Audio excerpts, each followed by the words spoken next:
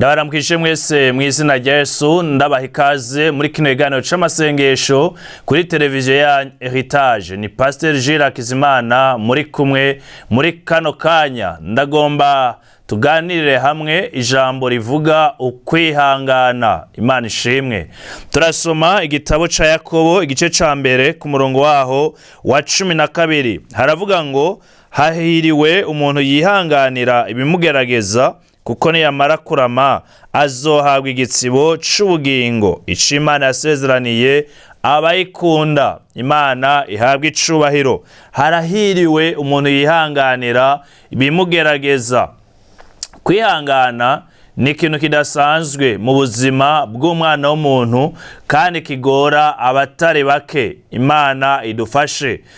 Turahura n'ibihe bitandukanye mu buzima, turahura n'intambara nyinshi, turahura n'inzara, turahura n'abatuvuga, turahura n'ibitandukanye kandi bikomereye ubugingo bwacu. Mbega tuvyifatamwo gute? Imana rero iradusaba kwihangana mu buzima bwacu. Imana ishimwe. Hano Bibiliya yatubwiye yuko ahiriwe umuntu yihanganira ibimugerageza.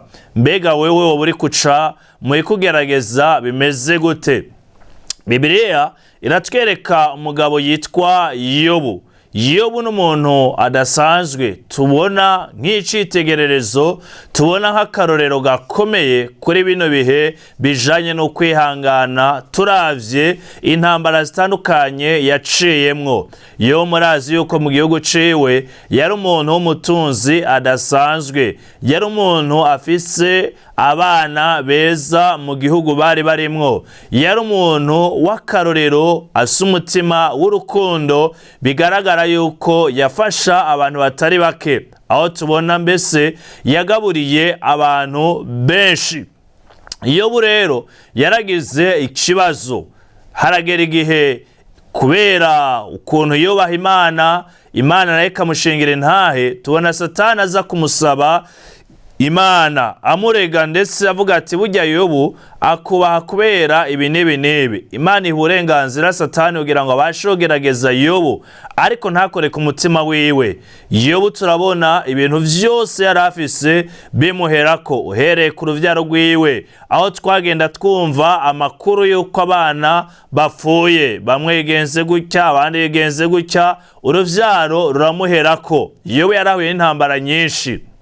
Yobu abagenzi biwe, abo yagaburiye, abo yafashe, abo yafashije, abo yateye intege, abo yoba yarahaye imitahe sindabizi, ariko abo yitwararitse mu buryo bucanke ubundi, tubona bageze igihe baraza kwagiriza Yobu yuko hariho ivyaha kanaka yoba yakoze. Ariko umutima wa Yobu wakomeje kwihangana. Ntivyagarukiye ngaho. Yobu tubona n'umugore wiwe, uwo bakundanye, uwo bavyaranye, nawe amubwira ngo atuke Imana apfe. Ariko Yobu yemera kurekura umugore, yemera kutumvira ivyo umugore ariko aramubwira binyuranye n'ubugombe bw'Imana, kugira ngo ashobore kwizigera Imana. Yobu yari yaratahuye yuko Imana ari itanga kandi ari Imana ariyo isubirako. Haleluya. Amenya ko yavuye mu nda ya nyina atacazanye, kandi azosubira mu nda y'isi atanico atwaye.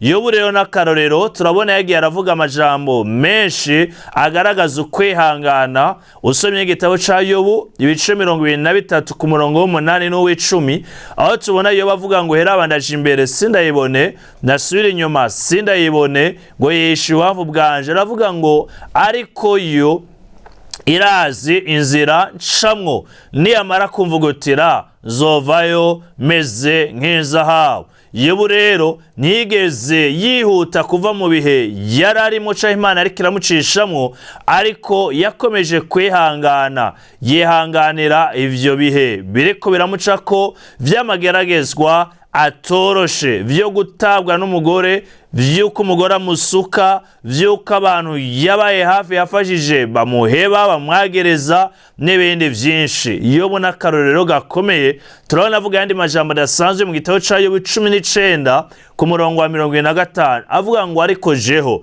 ndazi niyamara kumvugutira zovayo meze nk'izahabu. Mwene data, wowe uriko uravugutirwa mu buryo bumwe canke ubundi, wowe uriko urahura n'ingorane izi canke ziri, ushobora kuba uriko urahura n'ingwara zitoroshe mu buzima bwawe, ushobora kuba uri mu gihe cyo gutabwa n'umuryango mu buzima bwawe, ushobora kuba uriko urarenganywa mu kazi kawe, ushobora kuba uriko uraca mu bihe vy'ukuri bikomere ubugingo bwawe. Mbega niyahe nyifato ukwiye kwifata mu gihe nk'iki? Numva no gutera intege ndakubwira ngo kwihangana bituma unesha. Imana ishimwe. Kwihangana bikugeza ku ntsinzi.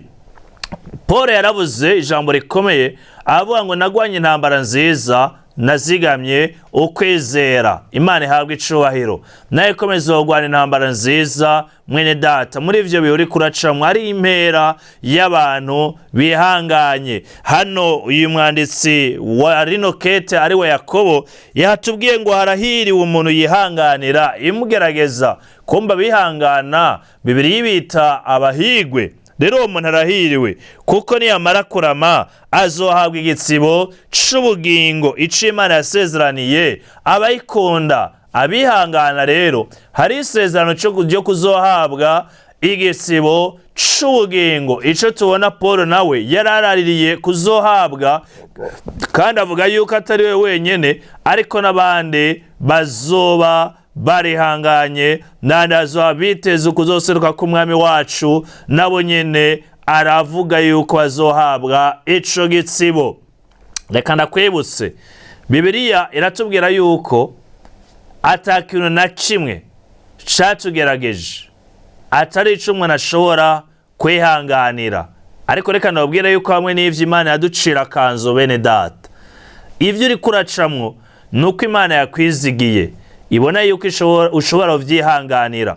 Inzara wowe uriko uracamwo, gusonza wowe uriko uracamwo, ukubura iki na kiriya umubiri wawe wifuza wowe uriko uracamwo, nuko Imana yabonye yuko wewe ubishoboye kuvyihanganira. Kumbure ivyo bihe wowe uriko uracamwo hamwe je nobicamwo, hari igihe Imana ibona yuko vyonanira, uwo mutwaro wondemera, canke hamwe vyo kwikorera uwundi mwene so vyomuremera. Ariko wewe ko Imana yashimye kubicamwo, yakwizigiye, yabonye yuko uri umuhizi mu buryo budasanzwe. Hariho intwari ikomeye yo mu Buhindi yitwa Gandhi, ari nawe yarondereye ukwikukira ico gihugu mu gihe bari mu bukoroni budasanzwe bw'Abongereza. Yaravuze ijambo rikomeye, aravuga ngo kutihangana gutuma umuntu atsindwa mu rugamba. Iyo bikunaniye kwihangana vy'ukuri uba uriko urakwega kunanirwa mu rugamba. Ariko umuntu yihangana ashika ku ntsinzi, ashika ku kunesha, ashika ku ntumbero yiwe. Imana ihabwa icubahiro.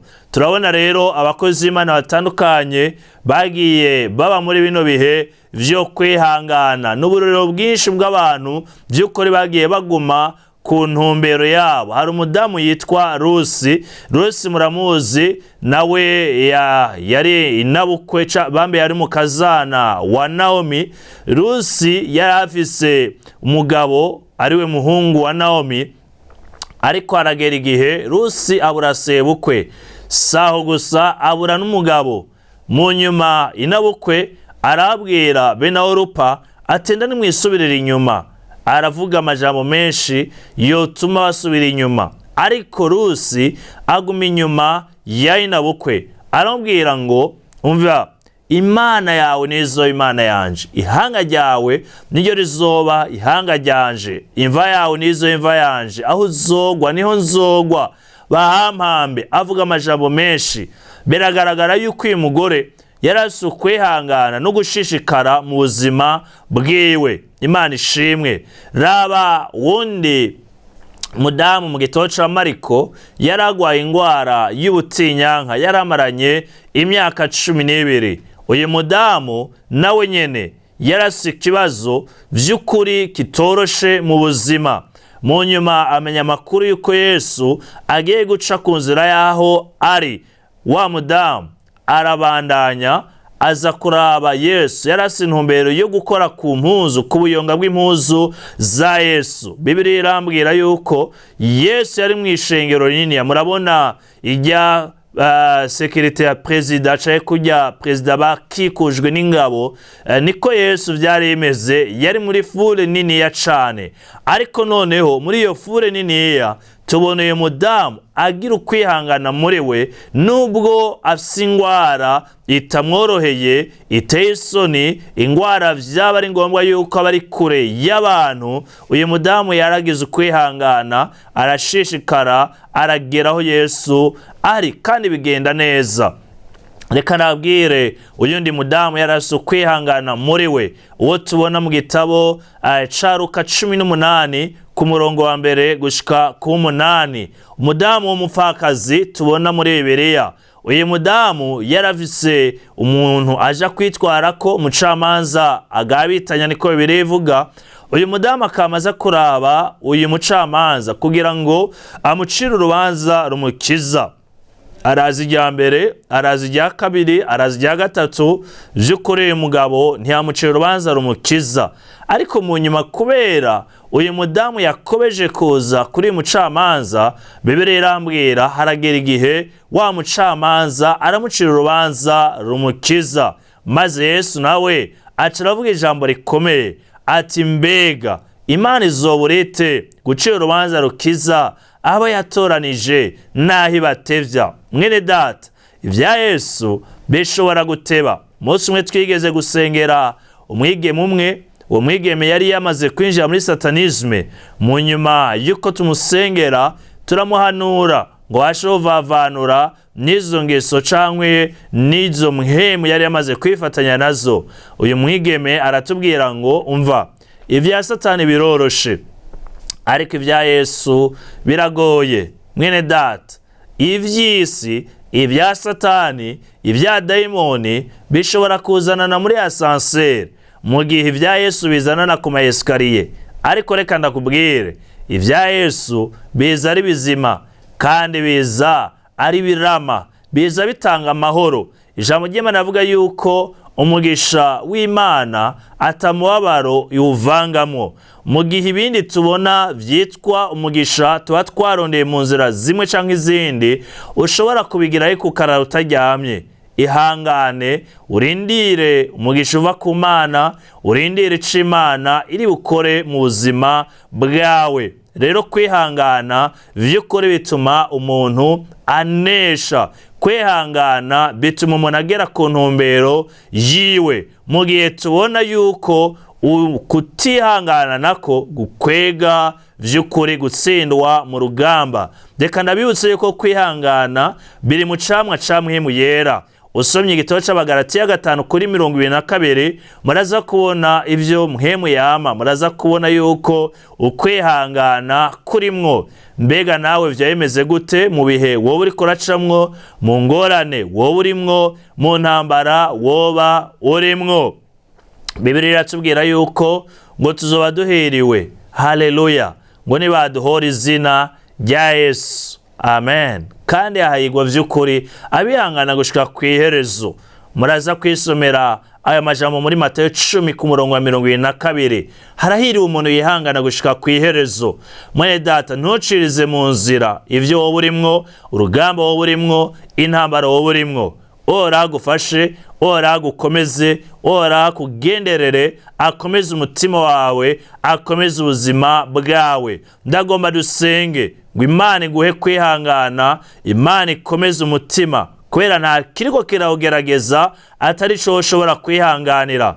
Kandi amarushwa ya kino gihe ni magufi ya cane, ntakwiye no kugereranywa n'ubwiza tuzohishurirwa. Rero reka dusenge, uce bugufi umutima wawe, wizigire Imana, urindire igihe c'Imana, wirinde kwicira inzira, wirinde kwigwanirira, wirinde kurya bibisi, ariko urindire Imana. Ahiri bucishe niho heza. Imana ibagire neza kandi Imana ibakomeze. Reka dusenge. Imana, Uhoraho Mana yacu, ndaguhaye icubahiro, ndagushimiye ubuntu bwawe, ndagushimiye imbabazi zawe, ndagushimiye ko uri kwizigirwa. Mana uri umunyenkomezi, wakoze kubwira ijambo, dushoboze kwihangana n'icamwa ca muhemu wawe, kwihangana itugeza ku ntsinzi. Gira neza uyu mwene data ari mu bihe bitamworoheye kandi biramugoye cane, ageza ahantu yumva ko bikomeye, ariko arafata amadecision agumye mu buzima bwiwe.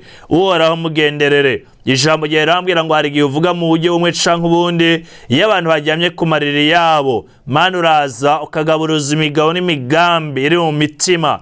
Ngwino ugenderere uyu mwene data, Mana, ku ngingo yoba yafashe itariyo bivanye n'ibiharimwo, umushoboze guhindura ivyiyumviro, umushoboze guhindura iyo ngingo n'iyo ngendo, maze arindire. Turabona Yobu yarihanganye kandi kwiherezo wamugiriye neza, umwongera imyaka 142, ubutunzi bwigwiza incuro 2, umuha abana beza, ibihe bigenda neza. Natwe Mana biracashoboka. Birambwira ngo hacariho ivyizigiro, igiti giciye kizokongera kunaga. Ongera ivyizigiro uyu mwene data. Mwami, ijambo ryawe rirambwira Dawidi ariko aravuga ngo mutima wanje niyo gitumye wicurikira, niyo gitumye mpagararamwo, ngo mbega ntuzanane ko nzongera guhimbaza Imana. Dawidi yatura ivyizigiro vyiwe. Ndasenga uyu muntu umutima wo muhagazemwo yoba yicurikiriye. Mana ukomeye, nk'uko birevuga Dawidi avuga ngo mba narihebuye iyo nizigiro kugirwa neza n'Imana mw'isi y'abariho.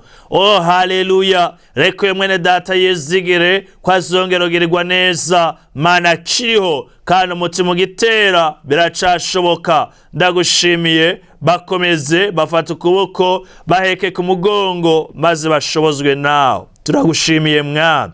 Izina ryawe niryubahwe ubu n'ibihe byose, mu izina rya Yesu. Amen. Imana ibahezagire. Umugisha w'Imana n'amahoro y'Imana bikomeze kubana namwe. Murakoze.